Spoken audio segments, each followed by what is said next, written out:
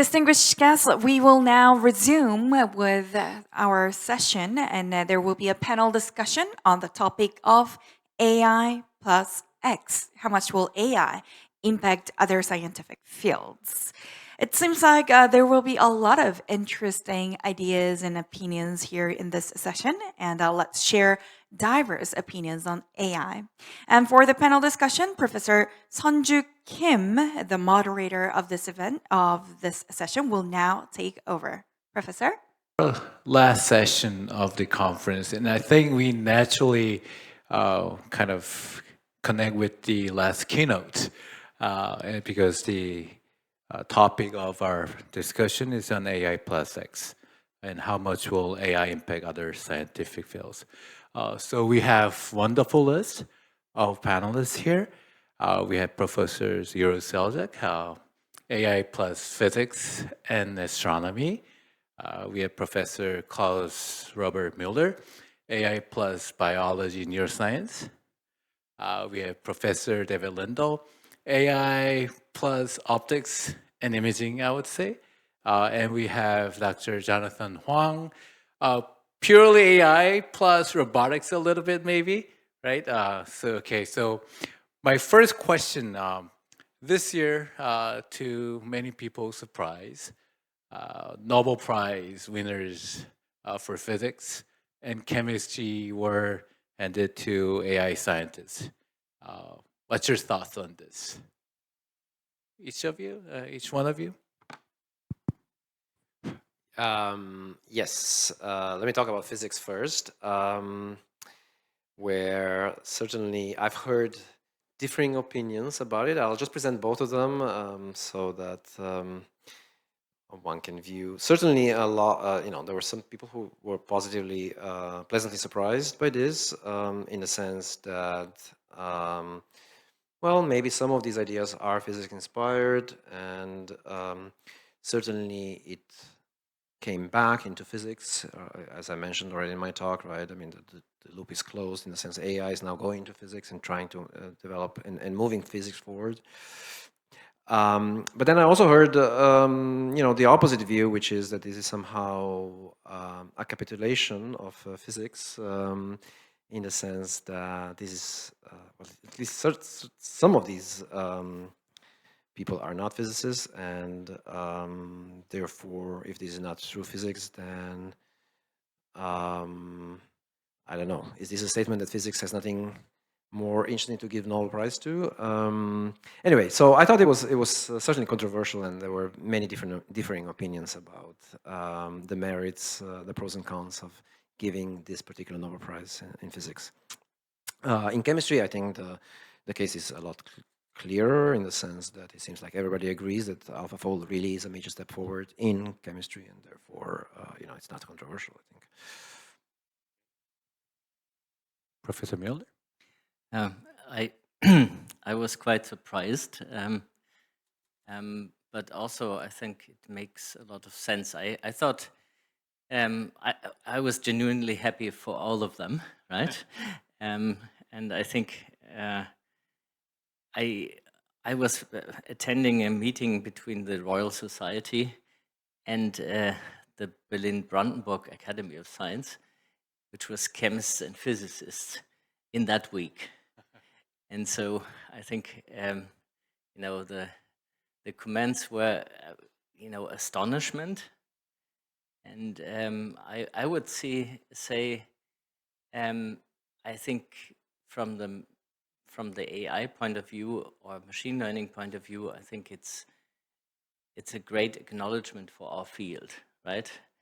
And if one thinks about novel direction in the sciences, then AI has been playing an enabling role, and we've seen this in this meeting many times. So I think, sometimes you wonder how to acknowledge an important role like that in the big prizes. And it seems that also in the past, some developments that have been between disciplines or somehow orthogonal in some way, they have been you know, sometimes they went to medicine, sometimes they went to physics, sometimes to chemistry. So I think it's not something very special. So it's consistent in a way. And yeah, I was very happy. And I made this remark when the Chemistry Nobel Prize was there, saying that I hope that the Literature Nobel Prize is not going to ChatGPT. but I think they had a very worthy candidate this year. David? I was certainly thrilled to hear the news. And it's an honor to be from, I'm in the Department of Computer Science at the University of Toronto. Geoff Hinton is a emeritus faculty in our department and a colleague of mine. So wonderful to see Geoff recognized in this way for his amazing work, and a point of pride to be from the same department as him. So that's wonderful. I also see it as, it's great to see machine learning techniques being endorsed in this fashion for physics applications, where maybe there's a hesitancy to adopt these techniques. But maybe, and while they have become widespread, maybe they're not as widespread as we thought. Some of my colleagues who work on the Event Horizon Telescope collaboration, imaging black holes, that was cited as an application of machine learning for the Nobel Prize, but they told me that actually they weren't using any machine learning for those initial black hole images. So maybe we think machine learning is actually being used more than it is, but I have no doubt that it will continue to pervade every aspect of physics and the sciences, and of course in my own research, it's completely, you know, it's involved in every aspect now. But overall, yeah, thrilled to hear about the Nobel Prize in Physics this year. Jonathan? Yeah, I don't disagree. I think that this was a great way to acknowledge the impact of AI across the board, and also a way to acknowledge the, I would say, intellectual courage that was involved. AI was, at least AI of the flavor pioneered by Geoff Hinton, and Hopfield was poo-pooed for a long time in our field, and for having the tenacity to kind of drive it for so many years, to the point that we have it today is absolutely incredible. So from that perspective, I think absolutely deserved. I was very happy. If you ask me, I actually think the Nobel Prize Committee should probably start opening up some new types of awards. But yeah, absolutely a good way to acknowledge massive impact on the world. Right, thank you. I wonder if any news leak between the chemistry and physics. I thought it was interesting, like two fields would give Nobel Prize to AI scientists at the same year. I thought that was interesting. Okay, so the second question is, how will artificial intelligence impact your research field? And also, how do you envision your field using AI in the future? Yes, well, I already spoke about this in my talk. I am certainly optimistic that AI will actually have a major impact in my field, because we have, very complicated, very stochastic and big data sets with correlations that cannot be easily summarized with some summary statistics, and this is what AI is perfect for. And so far, we haven't yet had any success stories in the sense of deploying this to real data and getting some major results, but I think this is coming very soon. So I'm very optimistic that AI will have a major impact on my field of cosmology. Yeah, I mean, I've been doing machine learning for the last 36 years approximately. And so it has an impact on my life and career. And so, you know, looking back, nobody actually gave a damn about this back in the days. And so this was a small field, and it was very exciting to all of us. And I think, you know, seeing the developments and witnessing them and driving them was a blast, right? So for me, I think there's going to be many applications and many success stories in the future. I think in particular, you know, in the material sciences and in physics, there will be a lot going. But I think, for example, in medicine,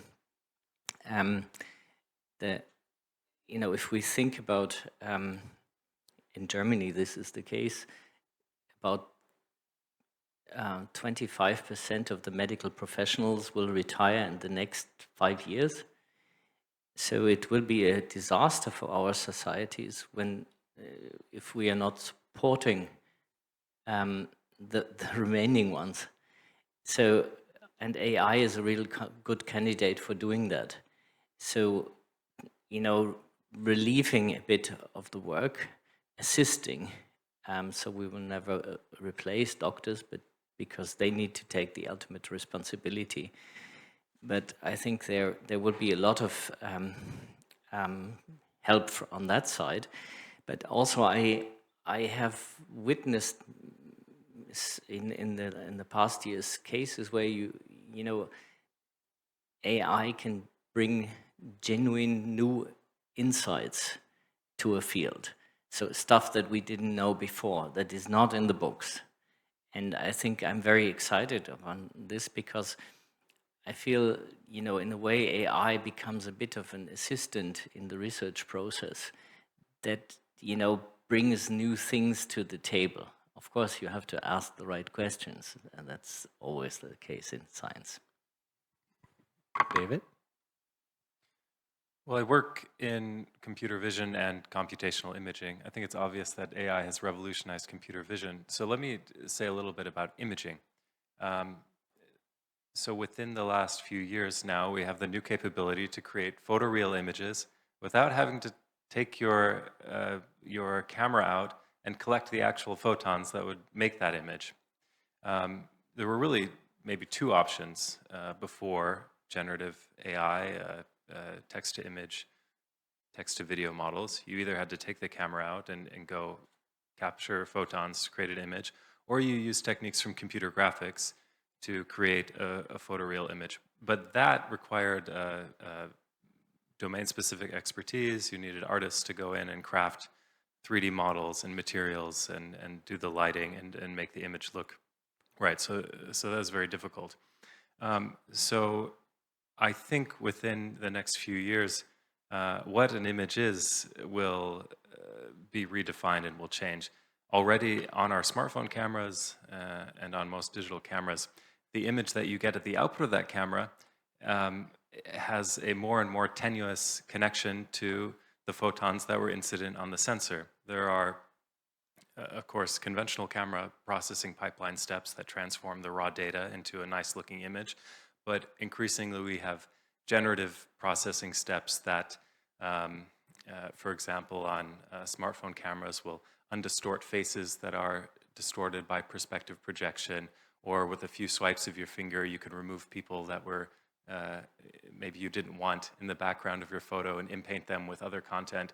So an image now is less and less a reflection of the reality of what was happening at that moment, but more and more something that mimics maybe what you want to remember from that moment.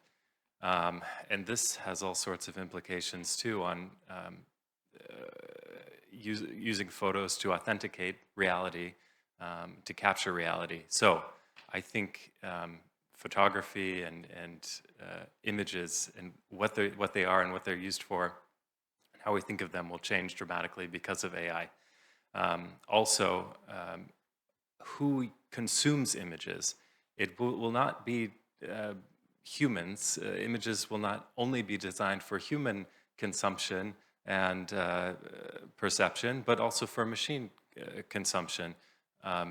So we will be using machine learning algorithms for processing photons collected by sensors, for generating, applying generative modeling to image processing for perception tasks like for robotics, for self-driving cars, and for other tasks. So I think in the domain of imaging, things will change a lot because of machine learning and AI.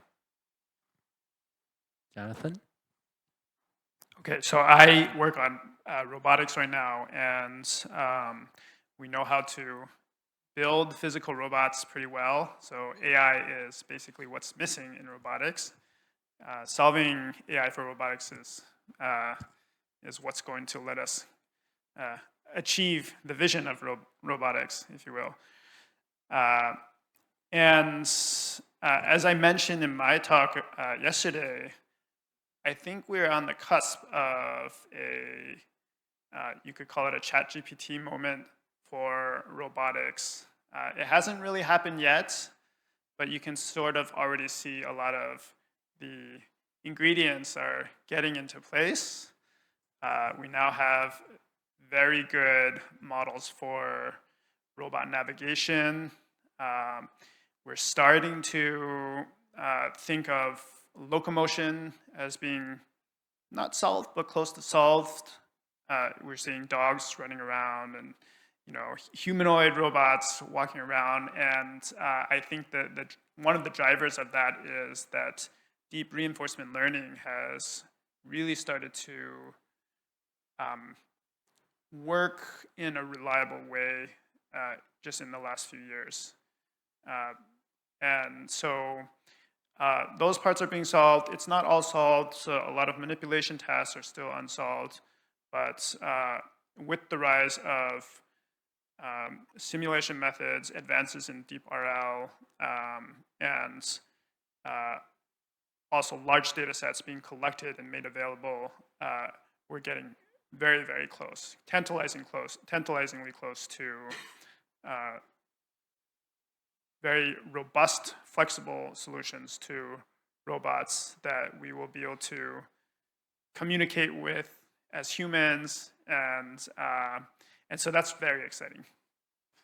Okay, thank you. The next question. So we are talking about AI plus X. So there will be some collaboration between AI person and a expert in some other fields like medical. How do we work together? I've been starting to work with a medical doctor, and it hasn't been easy because I know nothing about the medicine. I think the doctor knows much more about AI than me knowing about the medical. So collaboration wasn't so easy. We're evolving, but how do we do that collaboration? Yeah, so I guess we'll probably try many different things and see which one sticks. One example of a new experiment we're trying at UC Berkeley is we're creating a new department which will actually contain both domain scientists and AI experts, right? And the hope is that this will lead to more, interdiscussions and more collaborations and so on and so forth. But okay, the reason why I am optimistic about this is because at the end of the day, the people that do the work are the students and postdocs, right? And so if we share those together, then there actually is some hope that we'll actually get something together. So maybe we won't talk directly to them, but maybe through the students and postdocs.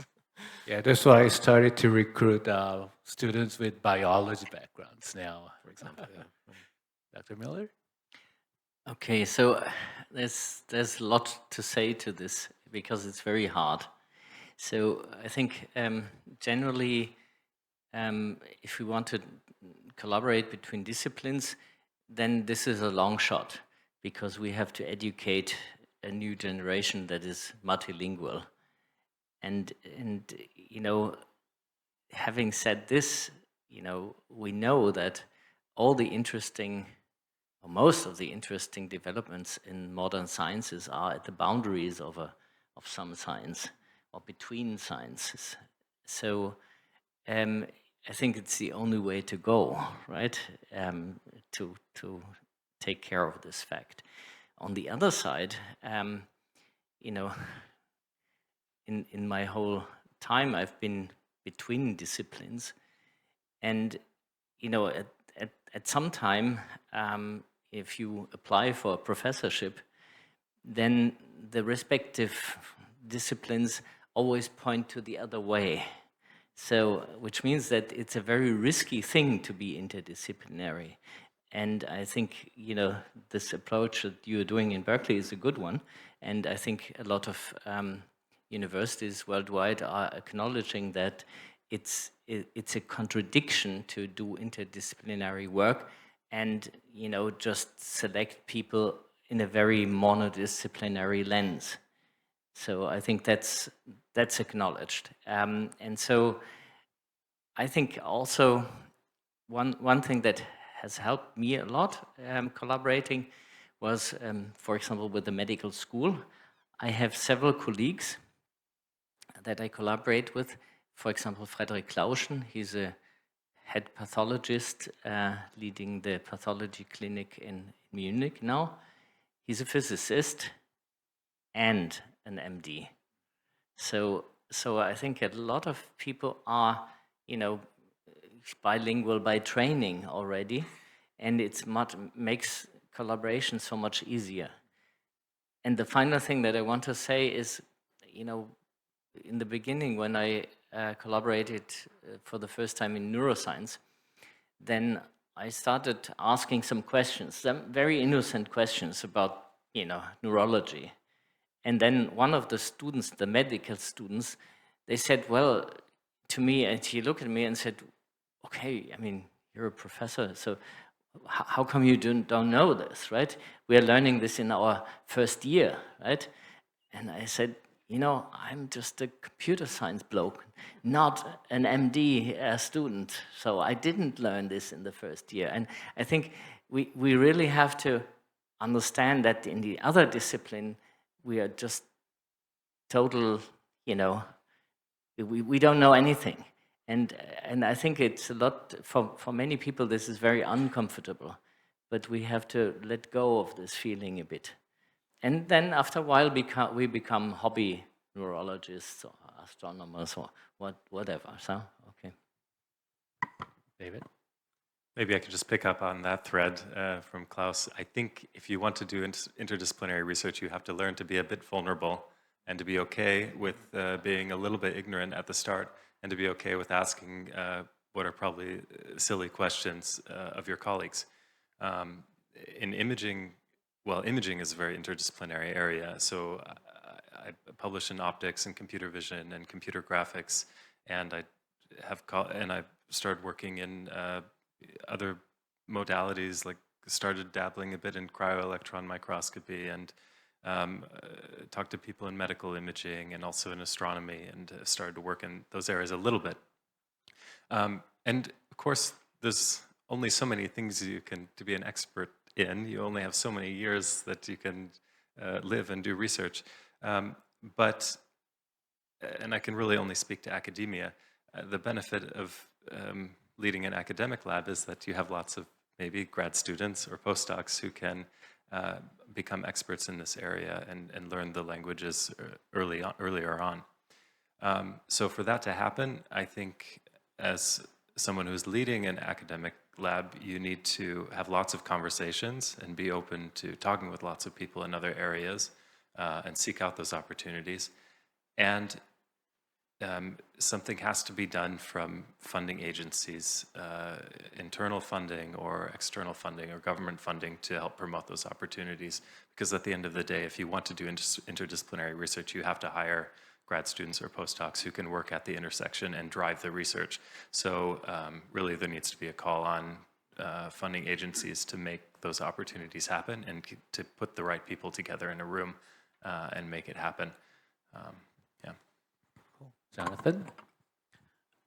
Okay, so I will give two, I think, somewhat contradictory, say two contradictory things about the effectiveness of, I think, simple approaches and fancy approaches from ML applied to other field.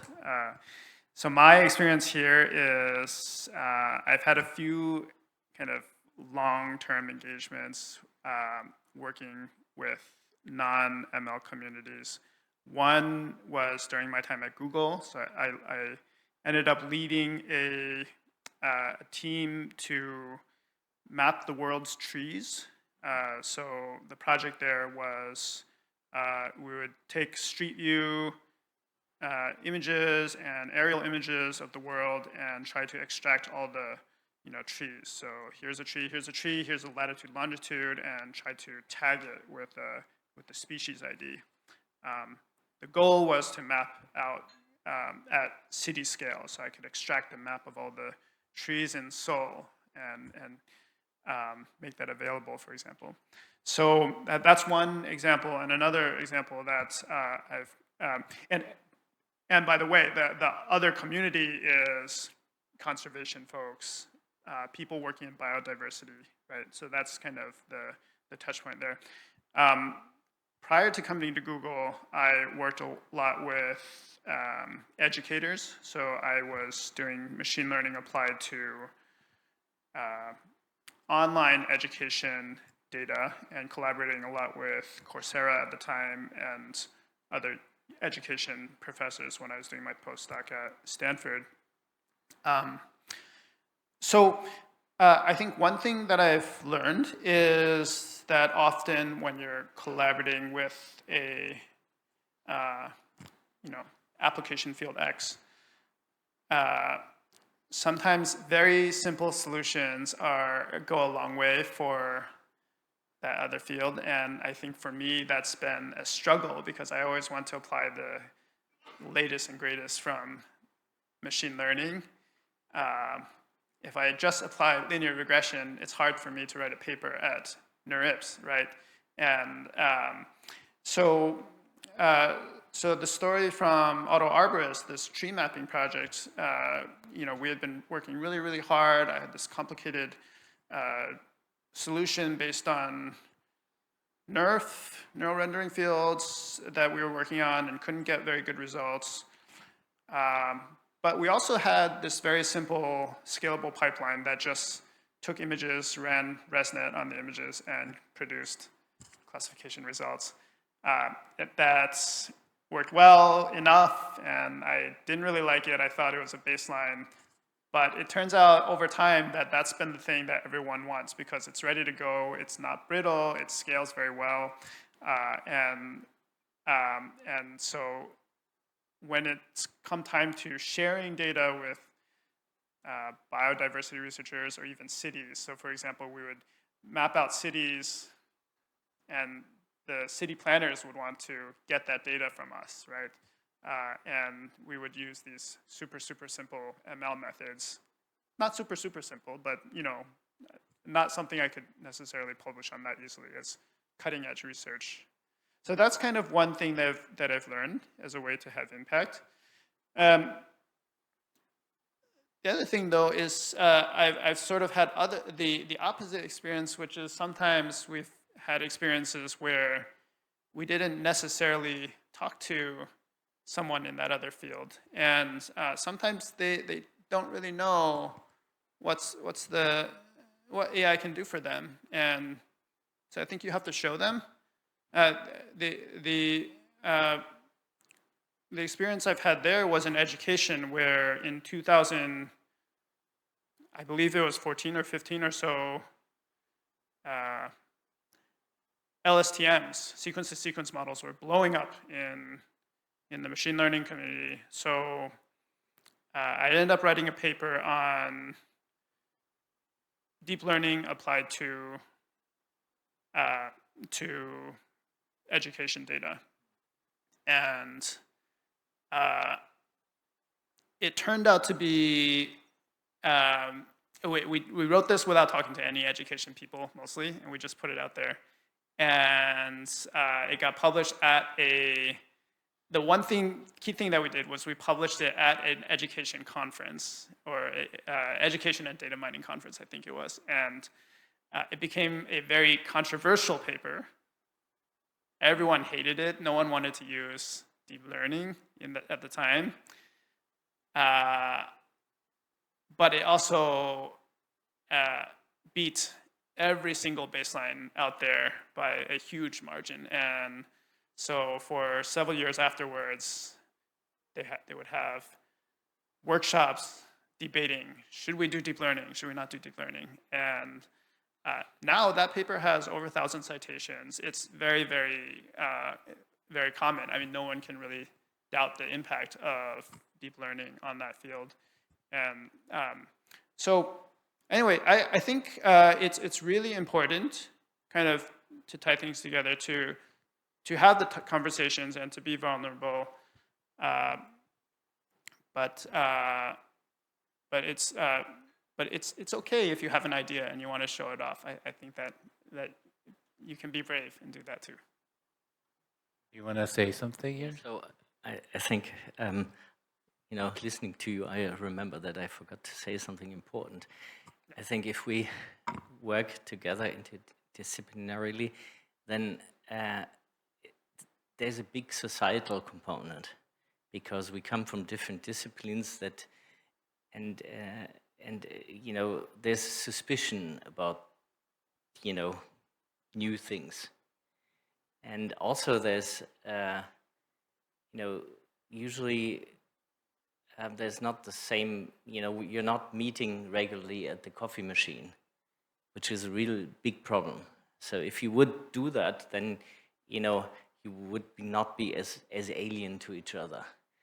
So that's one thing, and the other thing is that if you start a collaboration, then both disciplines have some idea of what the other discipline can do for them, and so they have some idea about what method to use or something like that, and it's most probably not what you end up doing after a while.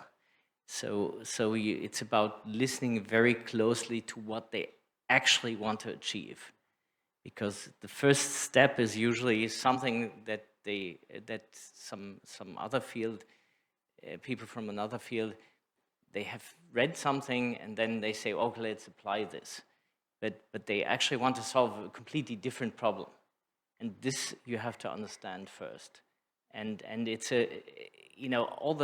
all this is about trust and about, bringing societies together, and it's about, and then maybe there's a breakthrough, and this is highly controversial.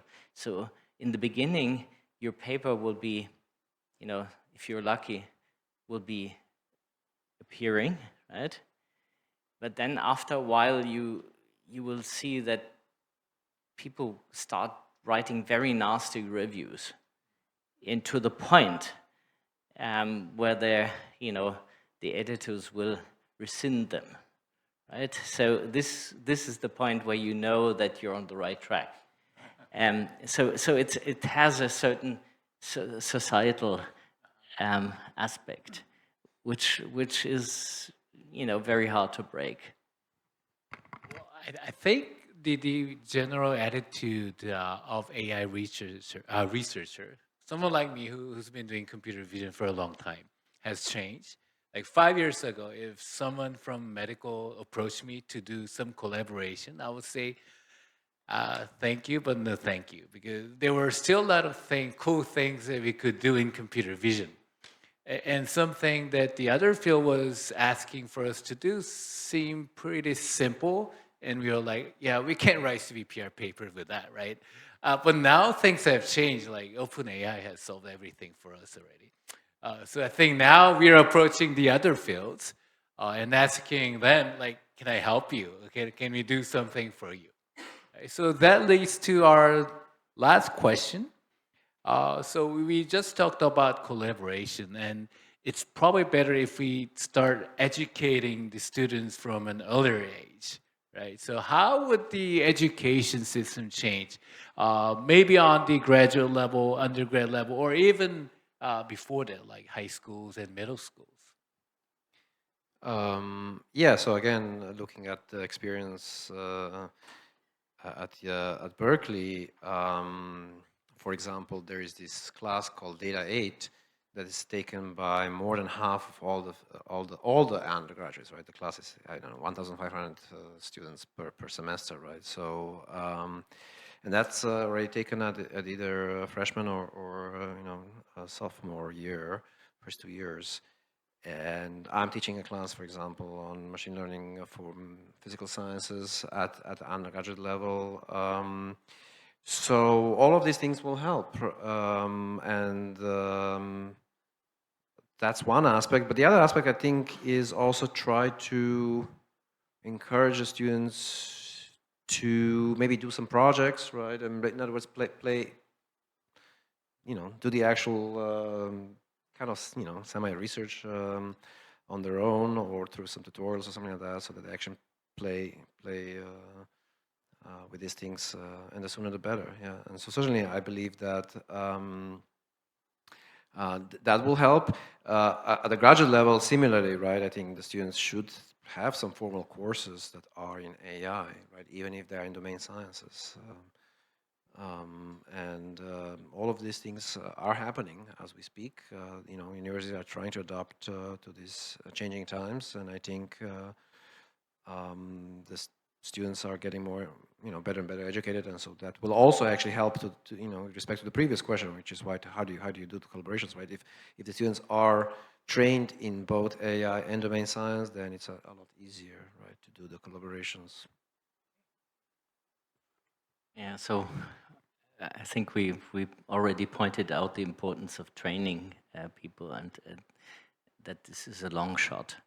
But I think the most important step in the very beginning is that the respective sciences stop thinking that they're the best and everybody else is silly, right?